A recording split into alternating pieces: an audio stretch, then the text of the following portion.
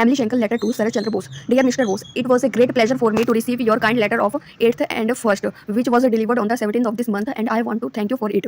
To tell you the truth, your letter has given me some hope again. I myself could never quite believe the tragic story of air crash, though the reason told me it could not possibly be otherwise. But since you share the same feeling, I dare to hope more strongly again. What you wrote about the story of the propaganda that is being carried on in Bombay, I am very sorry to say that I never could believe people could be so mean as to tell such unfounded stories about one who cannot defend himself anymore. As far as it concerns myself, I must say it has amused me greatly because these people who spread news like that do not seem to think a bit. Otherwise, they would tell themselves that I could at any moment prove the opposite.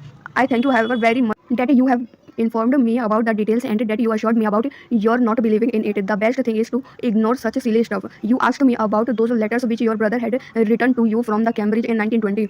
I remember very well that you sent them to him in 1937 while we were at Bedcastin, where your brother started to write his autobiography. He left Bedcastin for London in January 1938 and took the letters with him. The manuscript was with me. Later on, your brother took the manuscript to Berlin, where it was burned together with all his other papers in 1943 during a bombardment. But your brother had not brought the letters with him. He had left them in India. They are certainly not in Europe. Otherwise, I would know about them. I am really very, very sorry. I cannot help you in this matter because I can well imagine how dear every letter of your brother was to you. He often used to tell me about you and how he loved and adored you.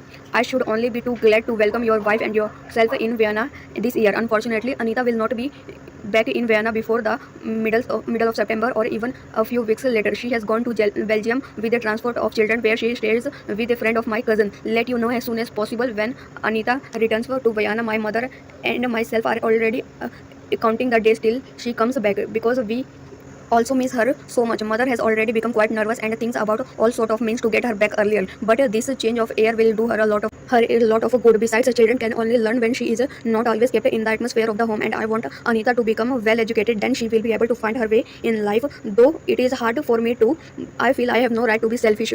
Yes, Professor Demel is in Vienna. After I had got your letter, I rang him up and conveyed your message to him. He was very glad and asked me to return his kindest regards to you. He will write to you himself. I am enclosing a few photos herewith as desired by you. Unfortunately, they are all 2 years old. The last snaps were taken by Aurobindo last year, but I never have seen any of them. But I shall try to get you some snaps of Anita through the lady where the child stays at present. I shall write to her to send me the snaps as soon as possible. I hope that this finds your family and yourself in good health and spirits.